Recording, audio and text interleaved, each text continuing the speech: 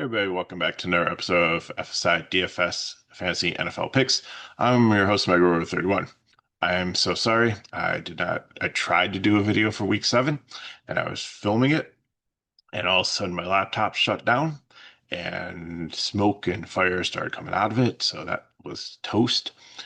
So I didn't get that video out last week, and this week I have my secondary laptop, but trying to configure the video and stuff. I don't have my backgrounds. That's why I got like the Aurora Borealis behind me, and one of my cords is loose, so hopefully it doesn't short out during this, and I can get through the whole video. So once again, I apologize, and hopefully we'll get through this week 8 video for you.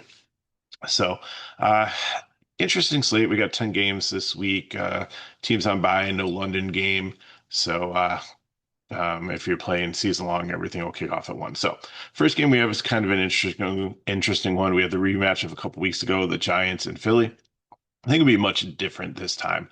I know Giants really put a whooping on Philly, and it was really shocking, kind of disappointing DFS wise for those who played Philly. And Giants went out there and their shiny new pieces all came together.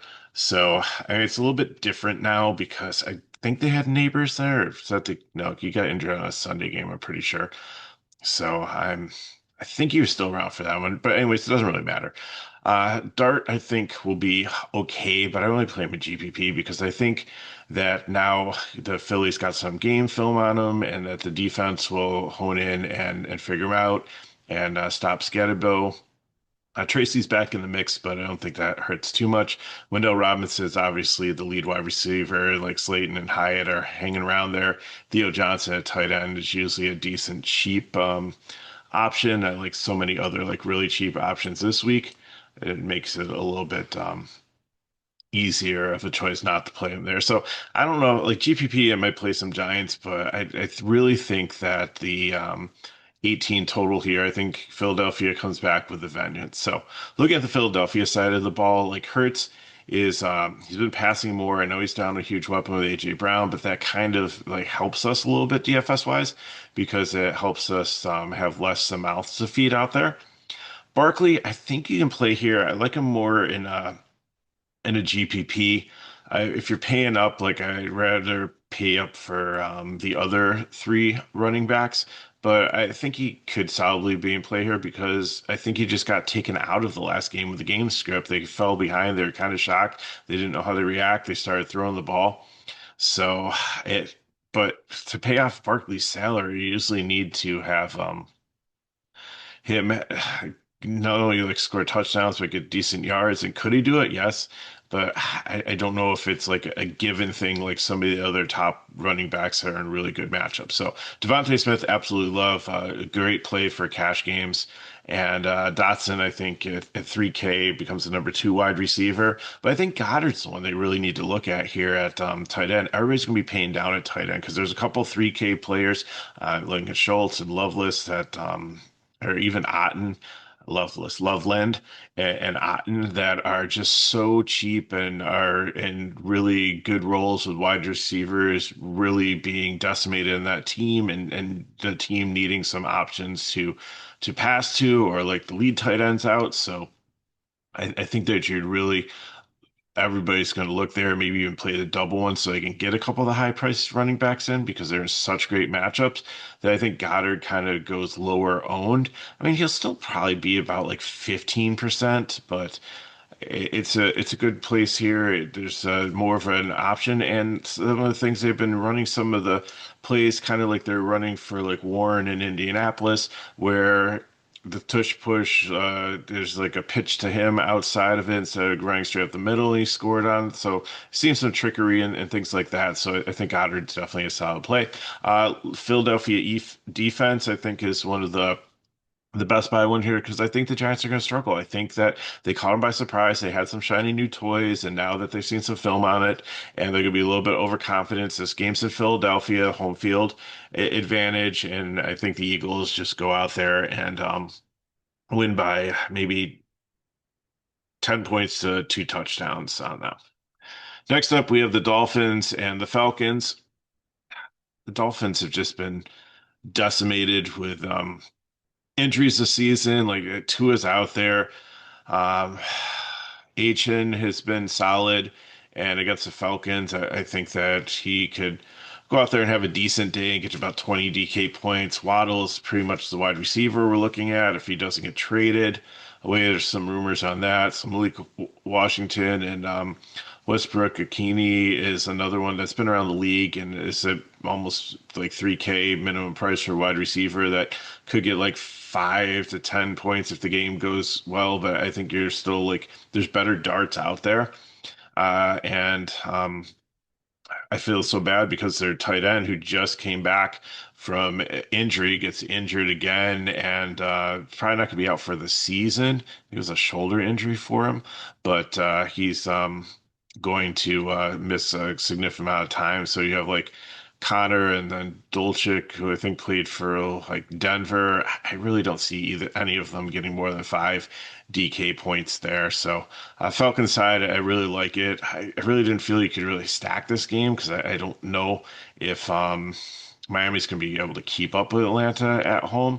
I know Penix is questionable and is probably going to be out. It's going to be Kirk Cousins, but he's a veteran, and it's a chance for him to prove that he's still got it and that he's just not going to be like a backup going forward. And maybe there's an opportunity for him to still be out there and viable and start. He's a really cheap and 15, 20 DK points here, no problem. Bijan Robinson is going to have a field day, especially if Algier is out and you don't have like him coming in and poaching like touchdowns or yardage late in the game. Could be a solid like game. And it's my favorite play um, on the whole slate is Bijan Robinson. I'm going to have so much ownership, and I just think it's going to be a smash spot for receiving, for catching. London's questionable, but it looks like he's trending towards playing. I know Mooney's back, but there's a couple other pieces that are missing. Pitts is the strong play also, so really like a lot of the Atlanta pieces here. Um, Atlanta defense, I think, is definitely in play also. Jets and Bengals, the Jets are an absolute mess also, just like the Dolphins, like the whole NFC East. Well, the Patriots have gotten better, so and Buffalo's obviously up there in the upper echelon. But between the Jets and the Dolphins, man, when they play each other, that's just going to be such a sad game. So Fields is back starting because he got benched last week because he was ineffective and Tyrod Taylor got injured. So Tyrod Taylor's not going to be playing. So Fields should be out there and not looking over his shoulder and should play the whole game. So I mean, sneaky GPP play maybe. The Bengals haven't had a defense for the last couple of years. So see what happens with that. Hall is questionable. It looks like he's trending to play. There was such a blanket statement by the Jets coach saying that all the players that were questionable, including like Taylor, the tight end, look like they were going to play, but Wilson's out, so it definitely doesn't have like his lead wide receiver there. So then you have like Lazard and Arian Smith and Tyler Johnson. What you're like maybe 5 to 7 DK points between the instant scratch off lottery ticket of lower 3K guys. There's better options, is what I'm trying to say there. So Hall, I like. Fields if you're really desperate playing 150 max, probably. Taylor, I like. Not you don't have to play him with Fields. You can just play him alone there. And I don't know. I would not play the Jets defense. I think that they're just going to Miami or not Miami. Cincinnati's going to go out there and just put up some points. So Flacco is in a great spot here. Also, I like him as a cheap one. Chase Brown should be decent, but the Jets have been more of a pass funnel. They shut down the run, and even though they have Sauce Gardner, but he's out with a concussion, so he might not be out there. So it might actually be a field day for Flacco and Chase and Higgins. I like Higgins here the best, just because of the price break, and I think that he can get both of them can go off. And if you don't have the money payoff for Chase, you can get exposure. Pair him with Flacco and Font, the tight end is another one at 3-2 that's relatively cheap that you could throw out there, and it's probably good for maybe 8 to 10 DK points for you. And I think with the Jets being such a mess and Fields being forced to play, and I know I, I don't think he's um, been terrible, but like he's definitely opportunities for turnovers and lack of production and and the Jets can find a way to give up the ball and help their opposing defense score on them. So I think Cincinnati is like one of the best buys that you have there at their price point. Um, and with all the injuries and stuff that the Jets could just have a terrible, terrible game, and Cincinnati would be probably they're probably gonna be one of the highest owned defenses that people don't pay up for Indy, just because of the situation, how cheap they are, and how much it opens up if you play them over some of the other defenses out there. Bears and Ravens early in the week, this is shaping up to be a great game. And then we got the news that Lamar's still out. So, Bears side, Caleb Williams is definitely serviceable here. The Ravens defense is still banged up. It's not the Ravens defense of a couple years ago. Very vulnerable to pass, to run. Um, so I really think that it could be a big day here, even on the road for Chicago. So Williams is definitely in play at Dunze. I know he's been quiet the last two games. I think that he'll be out there 15 to 20 DK points. And he's not only like the possession receiver, you can go deep. There's so many things that he can do versus Ravens defense and secondary. Moores and Zacchaeus are still out there too as side pieces if we want to pivot off of Dunze, who most people will probably play. But I still think Odunze comes back at under 10% ownership because I think people are going to gravitate more towards like Devontae Smith and London if he plays and Sutton or try to get up to the top wide receivers because that Bears game, uh, not Bears game, the Denver and the Cowboys game has like a 50 total, and we'll get to that at the end because it's one of the 4 o'clock games. But I think people will look at that and be like, hmm, I, I, I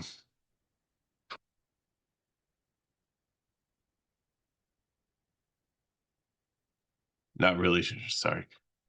Thought I just lost the feed. But yeah, I think people look at that high total and just really want to go out there and play that. So Bears really like here. Loveland, I think, is a great at tight end, minimum price, and it was a rookie that was like coming in like highly touted, like had a really good preseason, but then kind of fell like to number two, but recently the last couple of weeks has been coming on. So I think that's a really solid play there at minimum price for a tight end that I think a lot of people are going to kind of gravitate to between Schultz and Loveland, and I think people will play both of them, maybe mix in some Otten too. So the Ravens side, Hunley, I don't really trust, but the Bears defense hasn't been great against the pass, so could be a sneaky play at, in the 4K range there. Derrick Henry, I think, it is underpriced here. And I think that the pricing was down with Lamar coming back, and now that Lamar's not coming back, I think it's kind of an error on DK, only being like 6K and could probably get 20 DK points. Definitely a great play on FanDuel because he's more like touchdown dependent, doesn't really catch balls that much, but I think that he could definitely run straight through this Chicago and they've been a run funnel. So, passing wise, like Flowers, like I really liked him. And like Andrews, but likely's back. Flowers would have been great if Lamar was back, but I'm really not probably going to touch anything on this Ravens team except for Henry.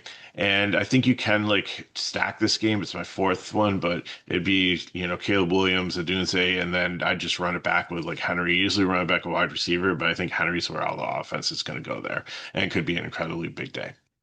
Next up, talking about banged up teams, we have San Francisco and Houston. So San Francisco has Purdy still out. Kittle's back. He's boomer bust.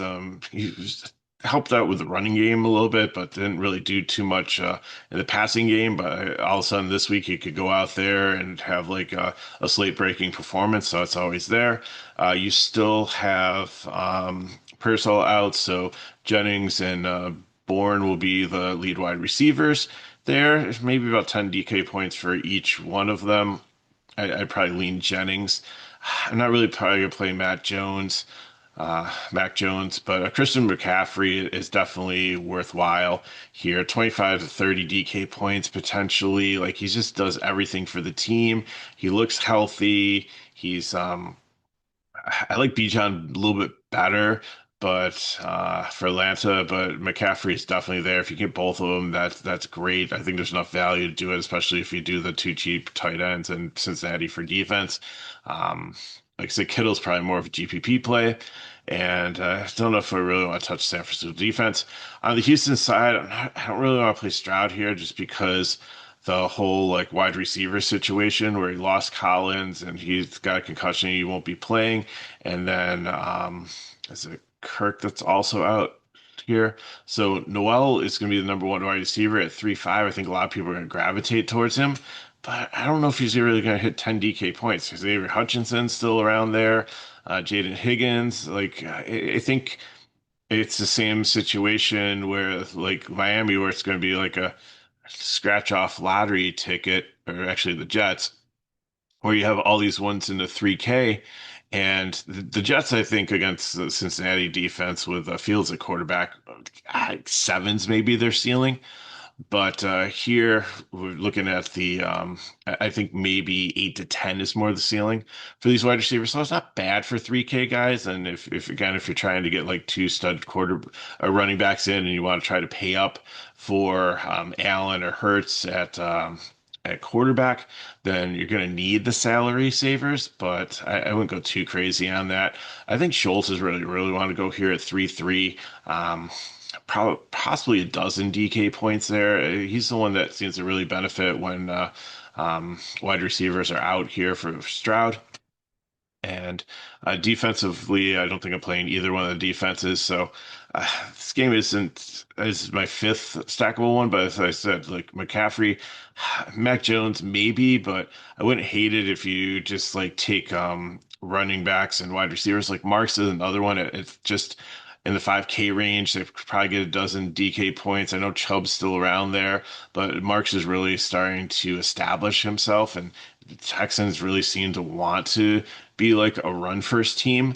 So with the lack of wide receivers and stuff, that might be they just force the ball with him and Chubb, and then like some short passes here to open things up to one of these wide receivers or Schultz. I think is like the best bet there.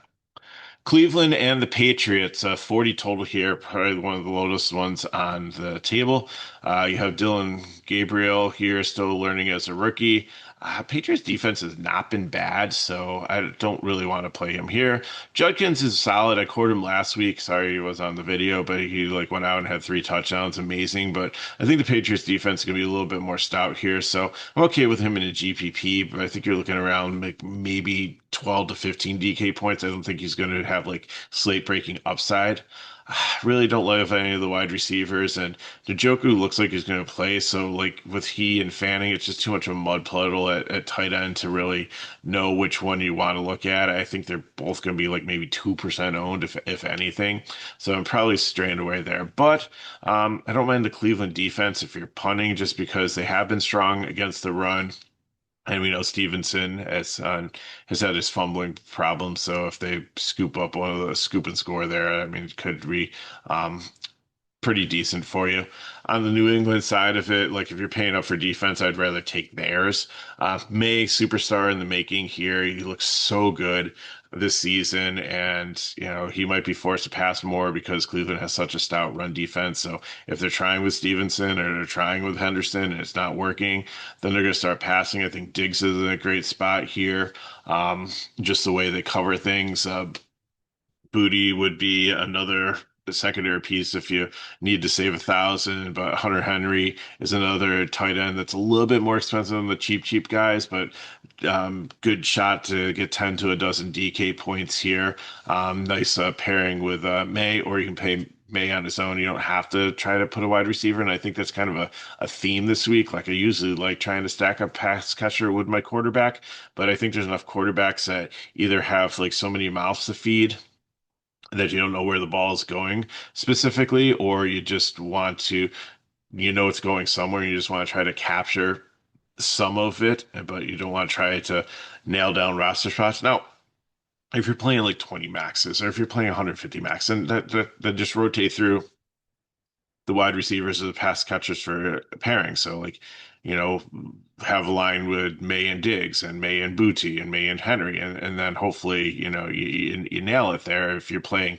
multiple lines at like a low dollar amount. But I'm not saying like I don't want to like have like a triple stack going in most of these games this week, unless like maybe in Cincinnati if I'm a GPP, if I'm playing Flacco, Chase, and Higgins.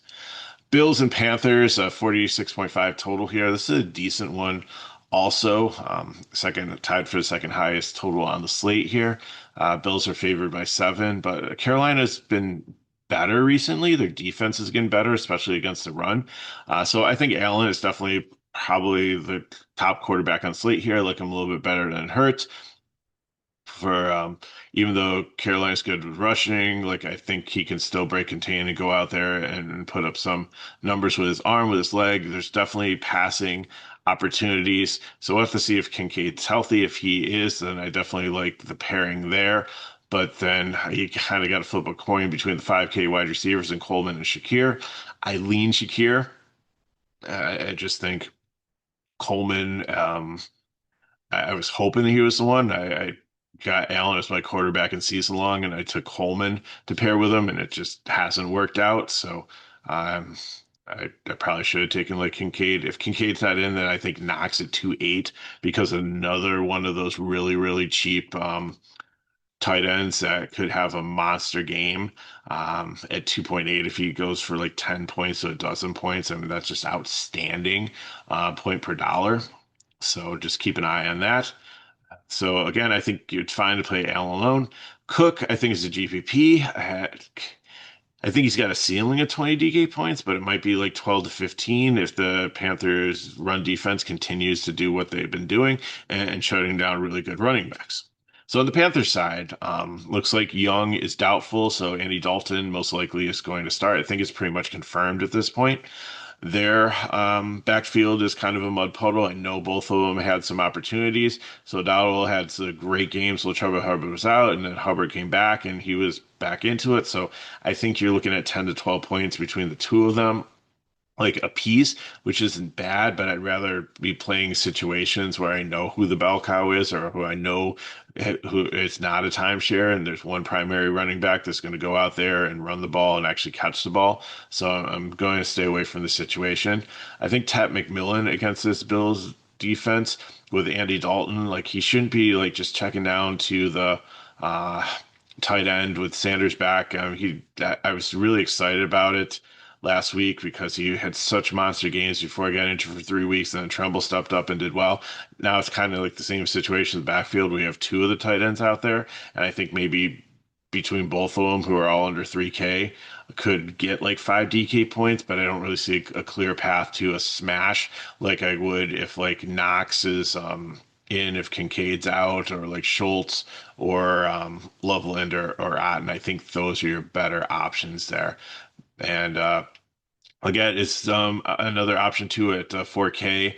You're looking at like 8 to 10 DK points. That's great, but like I think really think Ty McMillan, the rookie, comes out and has a solid game with Dalton. It seemed like the few times he's come in garbage time or for injuries for Young, he has a pretty good relationship with him and chemistry, and I think they're just going to build on that this week. So I'm going to probably.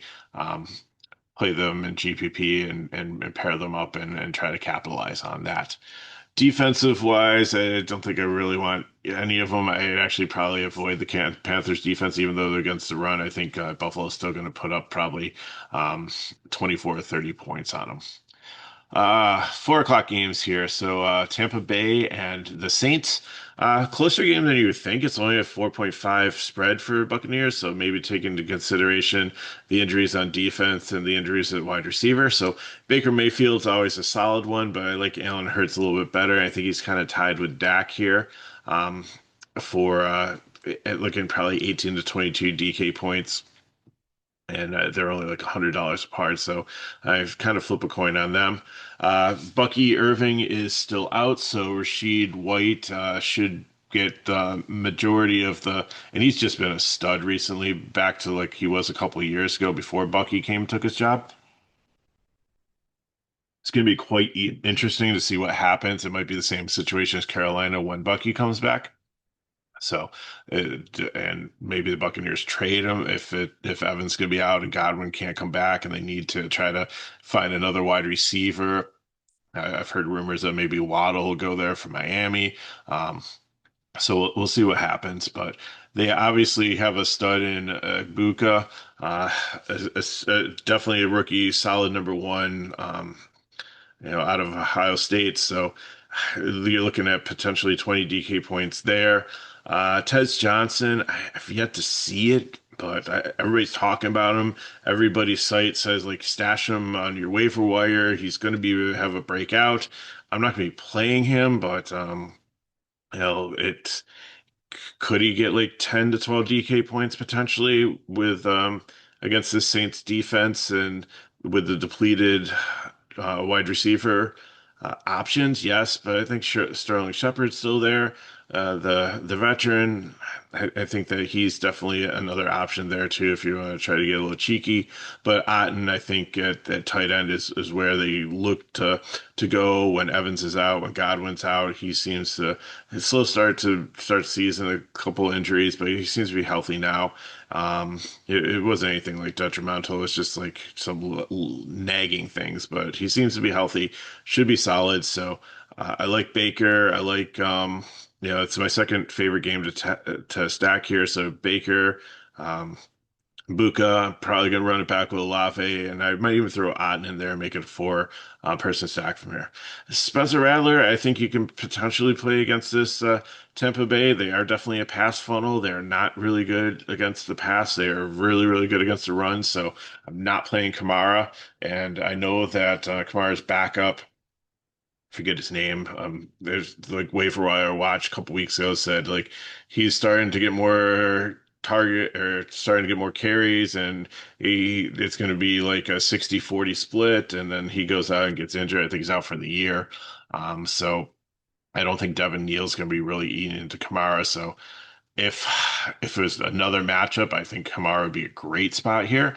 If you want to play him in a GPP, then I still have him up on the cheap options because he's only 5'7", so it's not that bad, and he could get 15 DK points if all things go well. But I really think you want to look at Olave.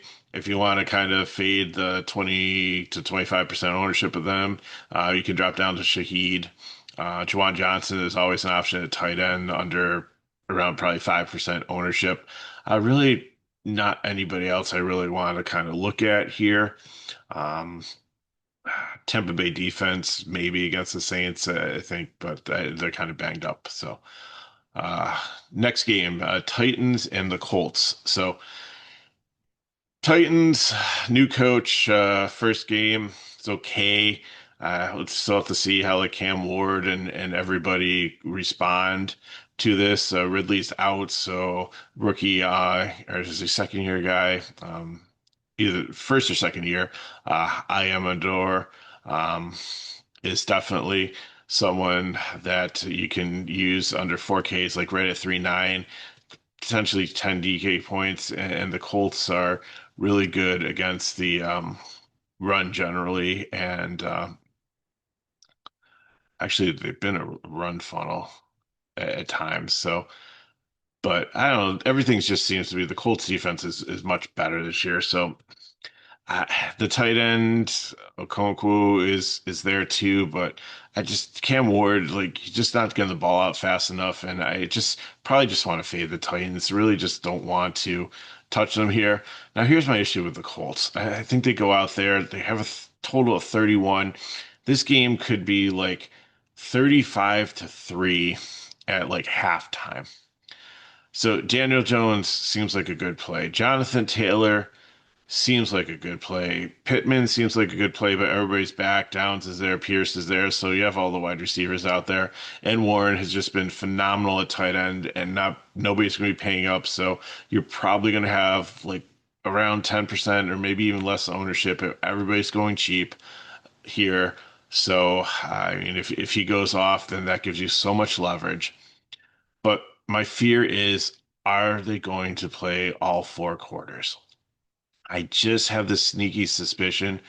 And it's not like Taylor really has this running back behind him. He's got like Tyler Goodson. It's not somebody that's like an Algier in Atlanta or somebody that could definitely go out there and finish out the game with confidence. But if they're that far up, then why not give Goodson or DJ Giddens if he's active, some of these 4K guys. So I'm not saying like get really, really cute and play one of them. And if they go out there and get like huge chunks of yards or maybe score a garbage time touchdown, I don't think that's where the game script's going to go. But the Colts, I think, are good plays. I just am going to kind of avoid most of them in cash because I'm going to prioritize other things besides Warren and GPP build. I think it makes sense to pay up for tight end, but in cash, I think it may you want to pay up more for running backs and some other um, wide receiver and maybe quarterback.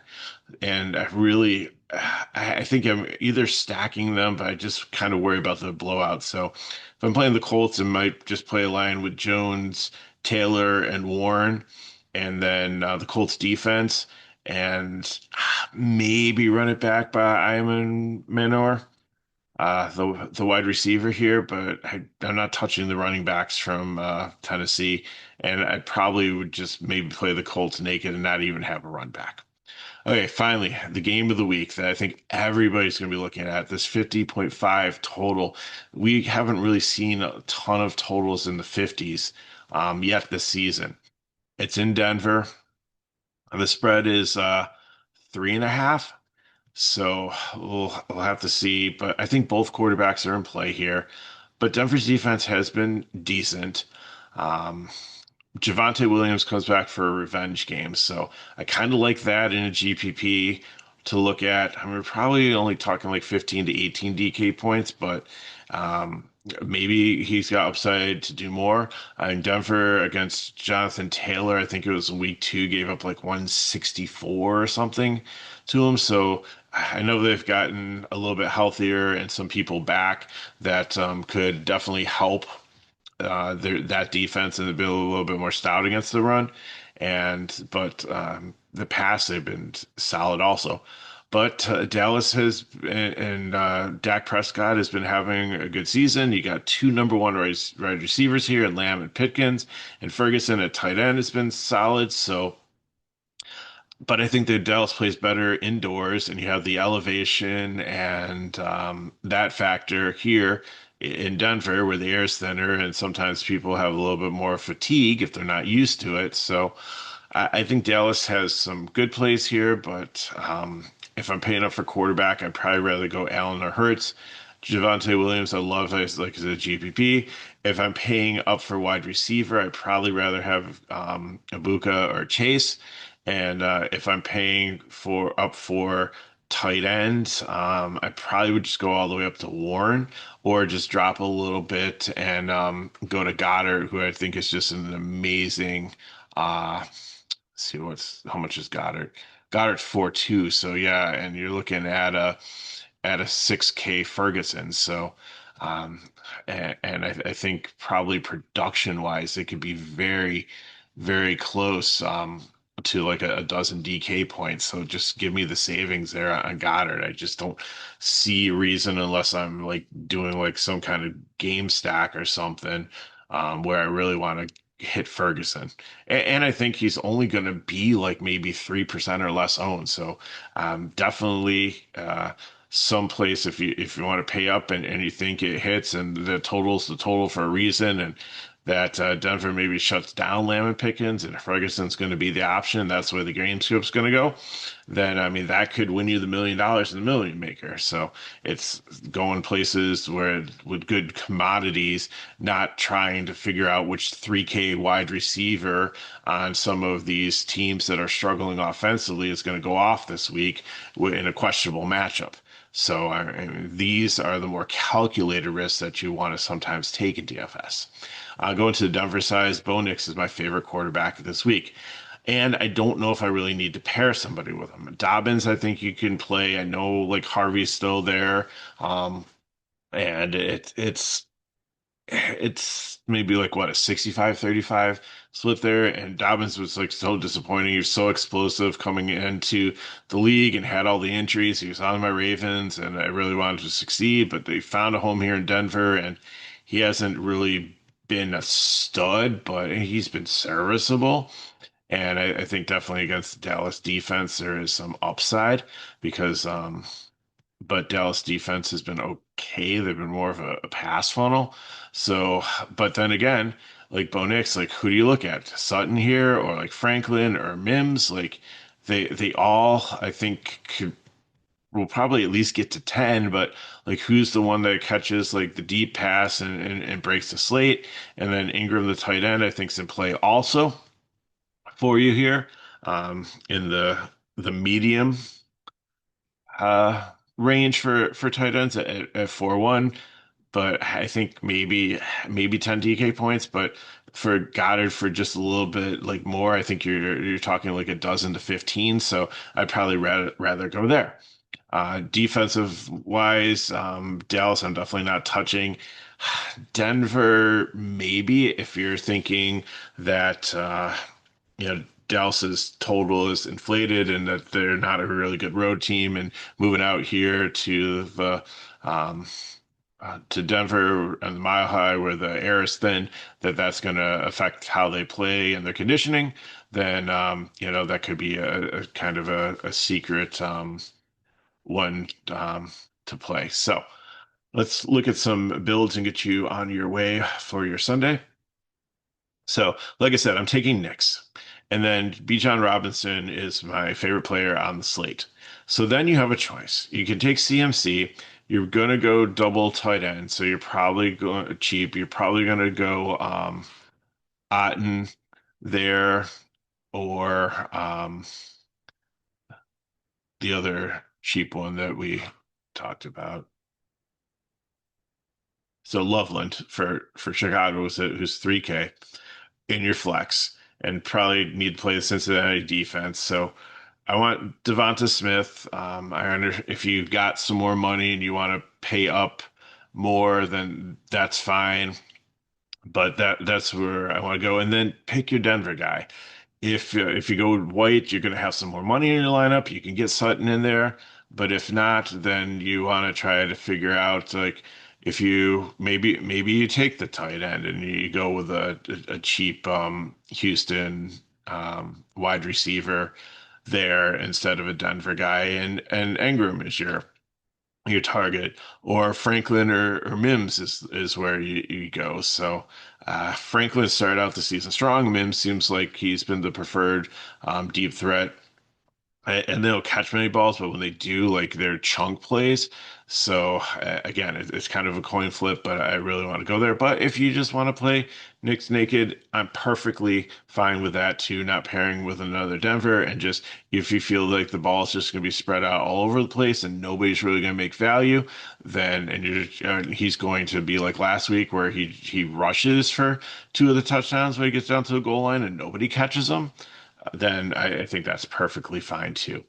For GPP, give me Flacco, give me Hall if he's in there too, as kind of the run back here, where like the offense being depleted and Cincinnati not really having a great run defense. That maybe he goes out there and just finally. I know he's been disappointing all year long, and I know there's like trade rumors on him. So are they going to try to keep the miles off, or are they going to go out there and showcase him? He doesn't have Allen behind him. He really doesn't have like a backup that's going to threaten him. So that's where I want to go. So. Give me Javonte Williams for the Cowboys against Denver in the revenge game, and hopefully he can put up a big game there, and people will not go with him. It'll be under 10% ownership because Denver has had a pretty decent run defense. I'm going to pair Higgins or Chase with Flacco. Like I said, I prefer Higgins and taking um, the discount there. But if you can get up to Chase, that's fine. If you want to play both, that's fine. Ted McMillan, I really like his matchup there for Carolina, and I think he'll be fine with Dalton. And then Goddard, yeah, I think I want to pay up for him there in the mid range where everybody I think is going to be going for the cheaper ones to try to get the expensive running backs in. And I think that's what's really going to potentially set me apart in GPP. So I got for you. If you have any questions, put them in the chat below. Hit me at Megaro31 on Twitter/X. If you want more information on FSI DFS, you can go to the description of the video and our pricing pages that are there. Really, really low to play all our sports. And it is the Equinox on today for Sunday. So you can We're going to cover soccer. We're going to cover NFL. We're going to have the showdown for Major League Baseball World Series. We have NBA.